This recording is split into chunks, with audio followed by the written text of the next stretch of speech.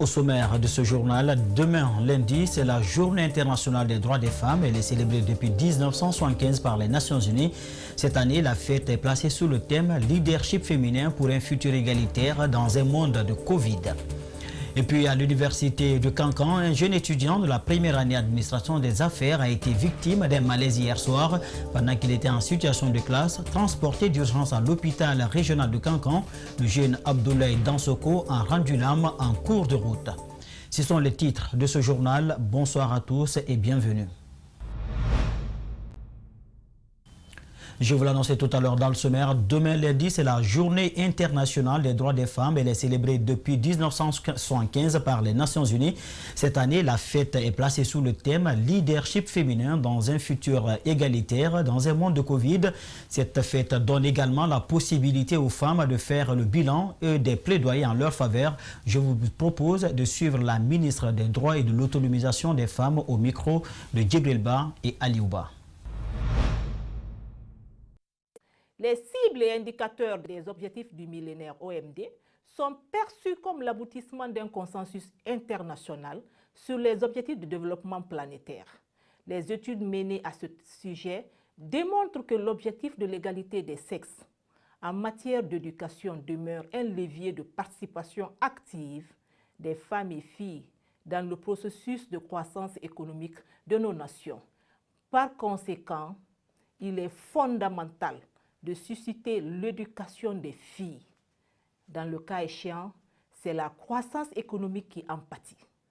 Ainsi, le ministère des Droits et de l'Autonomisation des femmes, sous l'impulsion de son Excellence Monsieur le Président de la République, chef de l'État, le professeur Alpha Condé, et son Premier ministre, chef du gouvernement, Dr Kassori Fofana, assure le processus complexe de protection des droits et d'autonomisation des femmes et filles, qui permettra d'ailleurs à celles-ci d'affirmer leur potentiel, de bénéficier de garanties et surtout de participer à la vie sociale, économique, politique et culturelle. Aussi, pour atteindre les objectifs de protection des droits et d'autonomisation des femmes que vise son Excellence Monsieur le Président de la République, nous envisageons de favoriser une dynamique autour du processus de consolidation des acquis liés à la progression de l'égalité entre les sexes et de l'autonomisation des femmes et filles.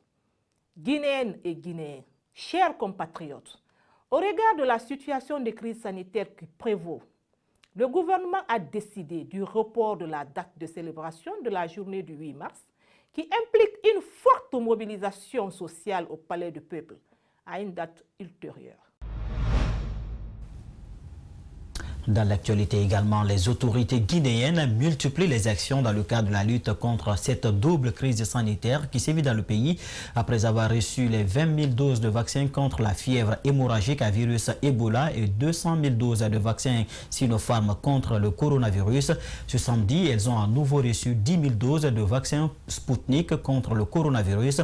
L'idée est de toucher 2 millions de personnes en Guinée. Ali Badra Kamara et Abdoulaye Kamara ont assisté à l'arrivée du vaccin. Voici leur reportage.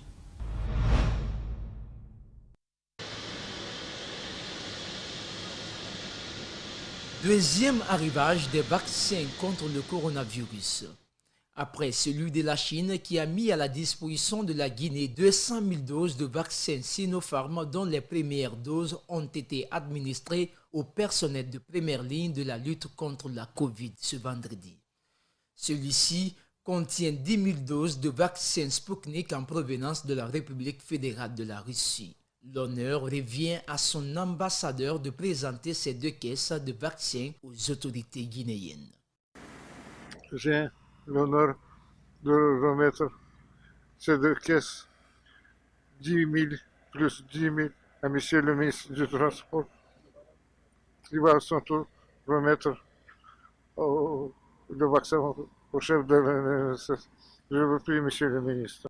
Les premières doses de vaccins Sputnik ont été administrées à une 50aine de hauts cadres de l'État. Recevoir une quantité importante, cela réconforte les autorités en charge de la gestion des crises sanitaires. Vous comprendrez que je suis très content. Ça nous fait encore 10 000 personnes de plus qu'on pourra vacciner. Et c'est la première dotation du vaccin Sputnik. Bon, certains diront même la deuxième dotation parce que les 55 premières doses, on avait déjà vacciné certaines de nos sommités qui ont reçu ce vaccin. Et c'est la deuxième.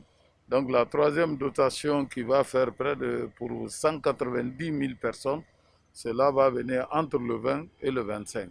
Déjà, certains médecins ont été vaccinés comme prévu par l'Agence nationale de sécurité sanitaire. L'idée est de contrôler la COVID-19 dont le taux de propagation est très rapide par rapport à la fièvre hémorragique à virus Ebola d'après les dernières statistiques présentées par l'ANSS. Cette action de la Russie vient appuyer les autorités sanitaires dans la lutte contre la Covid. Symbole de l'amitié qui existe heureusement entre la Russie et notre pays.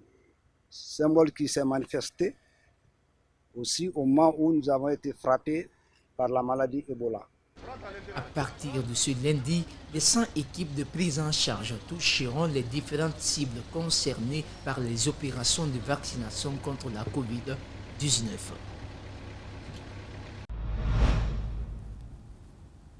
Au chapitre politique de cette édition, le chef de file de l'opposition guinéenne a présenté son mémo à la presse samedi à Conakry. Il l'a rédigé à l'intention du chef de l'État.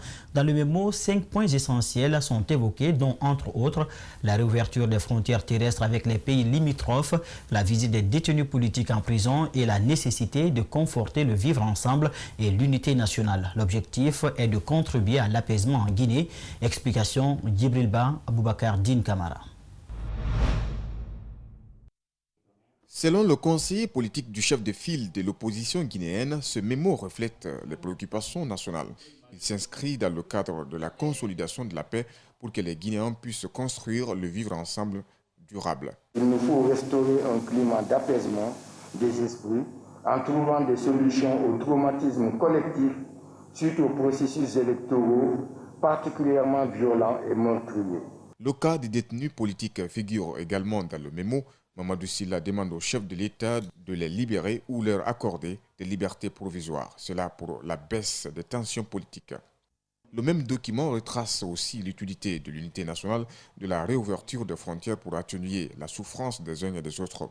Fodé Mohamed Souma souhaite donc que le président de la République prenne en compte tous les points inscrits dans le document.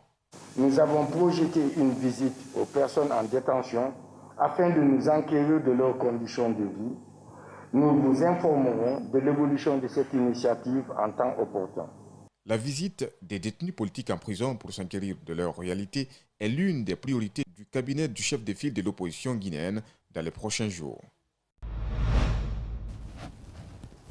La nouvelle structure du Front national pour la défense de la Constitution a rendu public ce week-end à Conakry une déclaration. Dans ce document, le FNDC se félicite de la libération la semaine dernière de cette détenue politique, un acte réussi grâce à leur implication dans les négociations, disent-ils. Bernard Koundono, Ibrahima Sour Kamara pour le compte-rendu. À peine déclarés responsables du Front national pour la défense de la Constitution, ces jeunes sont venus ce week-end devant la presse pour présenter leur première activité sur le terrain, mais aussi remercier le chef de l'État qui vient de gracier cette détenue politique. Le Front national pour la défense de la Constitution remercie le président de la République pour la libération de ces détenus, même si nous espérions la libération totale et sans condition de tous les autres. Le FNDC, dirigé par cette équipe, se félicite de cette opération réussie grâce à leur implication dans les négociations. Pour une sortie de crise, ces jeunes invitent les responsables religieux à s'impliquer davantage dans les pourparlers. Le Front national pour la défense de la Constitution, FNDC, réaffirme que la seule solution pour une sortie de crise est celle d'inclure toutes les parties prenantes. C'est pourquoi nous demandons puissamment aux leaders religieux et aux coordinations régionales de nous aider à atteindre les objectifs que nous sommes fixés. Dans leur déclaration, le Front renouvelle son engagement au peuple de Guinée à poursuivre son combat qui est celui de défendre la Constitution. Il invite également les familles des détenus politiques à garder espoir tout en leur soutenant dans leur lutte pour la libération de leurs enfants. Je vous l'annonçais au sommaire à l'université de Kankan, un jeune étudiant de la première année administration des affaires de la faculté des sciences économiques a été victime d'un malaise samedi soir pendant qu'il était en situation de classe. Transporté d'urgence à l'hôpital régional de Kankan, le jeune Abdoulaye Dansoko a rendu l'âme en cours de route. Selon le chef du service des urgences de l'hôpital régional de Kankan, cette mort du jeune n'est nullement liée à un arrêt cardiaque, mais plutôt à une mort naturelle. Alpha Marquita. Jusqu'aux environs de 17h ce vendredi, Abdoulaye Dansoko partageait la classe avec ses amis avant que le malaise ne vienne frapper à sa porte en lui coûtant la vie. À partir de 16h, j'avais cours. Et quand j'étais venu dans la salle, j'avais commencé les évaluations orales. Et du coup, l'étudiant d'ailleurs était interrogé. Il n'avait rien comme problème. Et après 30 minutes, du coup, il avait piqué crise. Et du coup, on a essayé d'interpeller les autorités universitaires, dont le recteur par intérim a mis sa voiture à notre disposition.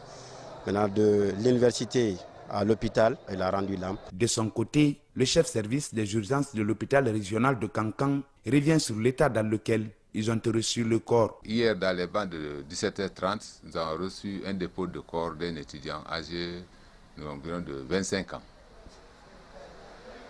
Et ce dépôt de corps-là, après examen du corps, on n'a décelé aucune blessure sur le corps. Rien n'était sur le corps. Le corps était vraiment indemne. Contrairement au dire de bon nombre de personnes, Dr Aboy Kouivogi qualifie cette mort subite de l'étudiant d'une mort naturelle. Selon ce constat-là, c'est un jeune. On ne nous a pas dit qu'il a un antécédent de cardiopathie. Donc on ne peut pas accuser une crise cardiaque. On met ça au compte d'une mort naturelle. Pendant ce temps, les camarades de promotion du jeune Dansoko ne se remettent toujours pas de la disparition tragique de leur condisciple. Ils reviennent sur les caractères de l'homme. Ce que je retiens de lui, il était un étudiant sérieux, calme et surtout discipliné dans la salle. Et hier déjà, il a prouvé déjà avec l'évaluation, il a eu une bonne note. Parce que le professeur lui a donné 6,50 après l'évaluation. C'est très pitoyable parce qu'on se rappelle que nous sommes là tous pour un objectif bien déterminé et sorti avec un diplôme digne de nom. À la demande des parents de la victime, les autorités universitaires, par la voix du recteur par intérim Dr Wotem Sompari, disent avoir mis le corps de leur fils à leur disposition et annoncent également avoir pris toutes les mesures pour accompagner le défunt dans tous les honneurs qu'il mérite à sa dernière demeure dans sa ville natale, Sigiring. Depuis un bon moment, un conflit oppose un ancien compagnon du CMRN, le colonel Joseph Babozoumanegui, à l'ex-maire de la commune de Matoto, Mohamed Kamara, autour d'un domaine de 4 parcelles situé à Dabompa, dans la commune de Matoto. Un arrêt de la cour d'appel a pourtant mis fin à ce litige depuis 2019, mais les travaux peinent à se poursuivre sur le chantier. Abdourahmane Sénateur Diallo, Amara Alexila. C'est un litige qui date de plusieurs années. Il oppose le colonel à la retraite Gbagbo Zoumanigui à l'ancien maire de la commune de Matoto. Le conflit concerne un domaine de 4 parcelles au quartier d'Abompa. Chacun des concernés se réclame propriétaire légal. Moi, je suis venu, j'avais le plan de masse et j'ai fait le titre foncier. Lui, il se battait contre le titre foncier avec un simple papier sur sein privé. L'affaire a été portée devant les juridictions compétentes. Et dans son arrêt numéro 16 du 24 juin 2020, la Cour suprême, siégeant en chambre réunie, met fin à ce litige au profit du colonel Gbagbo Zoumanigui, détenteur du titre foncier du domaine objet des conflits. Une décision renforcée par les témoignages des autorités locales du quartier d'Abompa. Mohamed Kamara n'a pas un donateur. Mais Gbagbo a un donateur. Le coutumier de Sivé Bailo qui a donné le terrain à Gbagbo. Donc comme on a vu maintenant, à la dernière minute, maintenant, la mention se vient prendre. Ça nous a quand même étonné. Après cet arrêt de la Cour suprême, 2 des 4 parcelles sont cédées par le colonel Gbagbo Zoumanigui à Lamine Sissé. L'acquéreur lance aussitôt un chantier de construction. Mais à mi-chemin, ces travaux sont arrêtés par des agents de forces de sécurité. Des murs sont cassés et le portail principal de la cour emporté par une équipe de la gendarmerie. Aujourd'hui, mon chantier est bloqué. Je ne sais vraiment pas y a quoi. Est-ce que réellement, entre l'arrêt de la Cour suprême et la Chambre réunie et la lettre du ministre, qu'est-ce qui est vraiment valable? C'est de cela aussi moi je vais comprendre aujourd'hui. C'est ça, je ne sais pas du tout. Une année après l'arrêt des travaux de ce chantier, le cessionnaire demande l'application de l'arrêt de la Cour suprême. On demande vraiment que la justice soit faite. Soit de nous dire réellement que non, l'arrêt de la Cour suprême n'est pas valable. C'est pourquoi le ministre a écrit pour annuler, même si vous demandez une révision à la Cour suprême, tant que d'abord la Cour suprême n'a pas fini de statuer réellement votre recours, vous ne pouvez rien faire. Cette affaire peine donc à connaître son aboutissement avec l'introduction par les avocats de Mohamed Kamara, ancien maire de Matoto, d'une demande d'annulation de l'arrêt de la Cour suprême. Dubrika a de grandes potentialités agricoles, mais l'année dernière, plusieurs hectares de champs de riz ont été inondés, se plaignent les paysans. Ils se sont retrouvés pour exhorter l'État à construire des digues afin de favoriser une irrigation contrôlée. Mamad Sadio Baldé commente les images d'Amara Alexila. Nous sommes à la plaine de Bamba, préfecture de Dubrika, où l'agriculture est très propice. Mais à en croire les populations, plusieurs dizaines d'hectares ont été inondés l'année dernière. Une crainte de famine hante l'esprit des citoyens. Qui est aujourd'hui complètement en abandon. Parce que si vous voyez, il y a plus de milliers d'hectares qui sont là. Mais aujourd'hui, voilà, comme on voyait du riz, pendant une année, tu es derrière quelque chose et finalement, tu n'as pas de résultat. Mais le problème, c'est quoi réellement? Le problème est que c'est l'eau salée qui rentre pour nous manger les cultifs du riz. Donc, à travers le gouvernement et ces ministères de l'agriculture qui peuvent nous aider pour bloquer, n'est-ce pas, cette eau-là, pour donner la vie à les gens de cette eau. Vous parlez d'un problème de digues? Les digues. Les techniciens sont là. Et quand les digues qui étaient là, qui étaient mis, c'est gâté. Donc l'eau ne fait qu'un tourdir maintenant dans les champs pour gâter, n'est-ce pas? Le directeur préfectoral de l'agriculture se dit conscient des difficultés que traversent les paysans. Des études approfondies seront faites pour sortir définitivement les agriculteurs de cette situation inconfortable. Bon, nos constats, c'est des constats amers. C'est un domaine, c'est une plaine. L'année passée, vraiment, la population n'a pas pu récolter du riz compte tenu de l'inondation qui a été faite. Franchement, quand vous prenez la préfecture de Dubrika, c'est cette plaine-là qui a été prise en compte par le projet Saritem. Ce paysan souligne que toute leur vie est liée à cette plaine. Toutes les infrastructures obtenues sont les résultats des exploitations de ces terres. C'est pourquoi il demande à l'État de reconstruire des digues plus consistantes pour favoriser une irrigation contrôlée.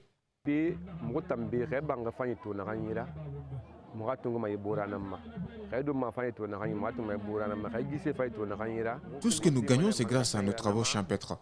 C'est ce que nous connaissons. Nous sollicitons encore l'aide de l'État. C'est lui qui a construit autrefois les digues. Donc tous ces barrages sont détruits.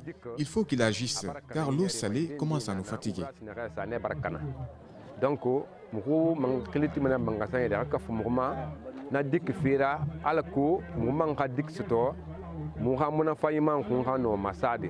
en attendant cette aide attendue par ces populations, ces agriculteurs se débrouillent avec les moyens de bord. Ce journal a été coordonné par Mamadou Kalisso grâce à l'assistance technique de Lamine Sidibé, Aboubakar Fotesoma et Salimou Fofana. Merci de l'avoir suivi. Bonne suite de programme en compagnie d'Espace TV. Regardons mieux. Au revoir.